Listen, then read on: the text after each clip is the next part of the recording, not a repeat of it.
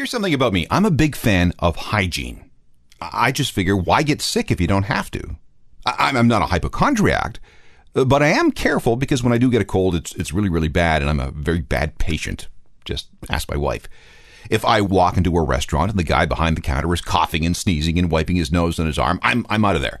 Public transit, try not to touch anything. Phone booths, don't get me started. Public toilets, I know that eating at your desk at work can be a bad thing. One of the germiest places on earth is apparently the surface on which you work.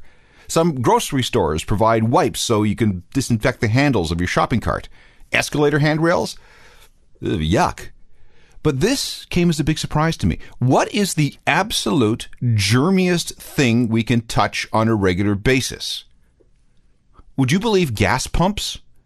According to some research done at the University of Arizona, up to 71% of gas pump nozzles are highly contaminated, their words, with all sorts of germs, including those with a high risk of illness. Now, the study doesn't say what kind of illness. I don't think we're talking about plague or leprosy here, but, still. Second place in this whole thing? Parking meters. So, there's a secret about your health. Gas pump nozzles are bad for you. You're welcome. Now that that's out of the way, let's get into some secrets about rock. This is The Secret History of Rock with Alan Cross. Hello again, I'm Alan Cross, and it's time for another 2 hours of music information you didn't know you needed to know. These are secrets and backstories involving the music we love.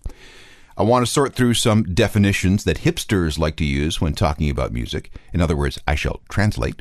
There's a quick story of the 12-inch single. We'll look back on 1982. I want to play you some versions of songs that were recorded before the songs were fully baked and meant for release. And we're going to begin with crime. Now, some of this is petty stuff. Other cases are very serious. Let's begin with something tiny involving the Clash. Back in the days of punk, the Clash had a reputation of being real badasses, and they were arrested a couple of times. Not for anything like assault or inciting a riot or resisting arrest or some kind of civil insurrection or anything like that. There was, though, this weapons charge. It was March 30th, 1978, and London cops were on high alert about trouble that might be caused by this new group of ne'er-do-wells who call themselves punk rockers. On that day, March 30th, 1978, the police burst into the Clash's squat with guns drawn, saying, "This is serious. This is terrorism." There were drugs in the place, but that's not what the cops were looking for. They wanted the guys with the guns. Witnesses from the British Transport Police had spotted a couple of people on the roof of the squat with rifles. MI5 and the terrorism squad were told that anarchist snipers were shooting at passing trains. Actually, it was just bass player Paul Simonon and drummer Topper Heaton. They were arrested, they were handcuffed, they were taken to jail, where they were charged with attempted manslaughter and possession of illegal weapons, which sounds awful. But the truth is much less scary. They had a couple of air rifles, and they were trying to deal with a pigeon problem. However, the birds they were picking off were expensive racing pigeons owned by the chap in the building across the street. The whole thing was eventually sorted out, but not until they paid a fine of about £800.